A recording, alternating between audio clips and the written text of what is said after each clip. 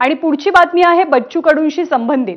आपल्या जीवाला धोका असल्याचं एक पत्र बच्चू कडूंनी पोलीस अधीक्षकांना लिहिलंय। सखोल चौकशी करावी आणि संबंधित प्रकरणात लक्ष घालून गुन्हा दाखल करावा अशी मागणी या पत्रातनं बच्चू कडूंनी केली आहे। पण बच्चू कडूंच्या पत्रामुळे मोठी खळबळही उडाली आहे। प्रणय निर्माण आपल्या सोबत आहेत। प्रणय, कुणावरती आरोप करतायत बच्चू कडू किंवा पत्रात त्यांनी नेमकं काय म्हटलंय?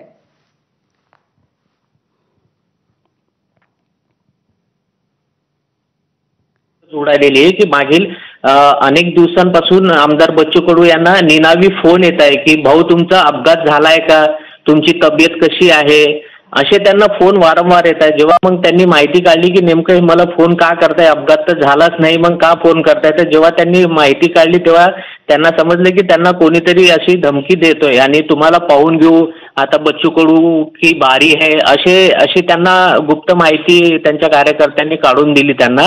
तेव्हा मग आमदार बच्चू कडू यांनी जिल्हा ग्रामीण पोलीस अधीक्षकांकडे लेखी तक्रार केलेली आहे की माझी जीवाला धोका आहे आणि कोणीतरी माझ्याबद्दल अफवा पसरवत आहे की बच्चू कडू यांचा अपघात झालेला आहे। त्यामुळे या प्रकरणाची सखोल चौकशी करून संबंधितांवर योग्य ती कारवाई करावी अशी मागणी बच्चू कडूंनी ग्रामीण पोलीस अधीक्षकांकडे केली आहे।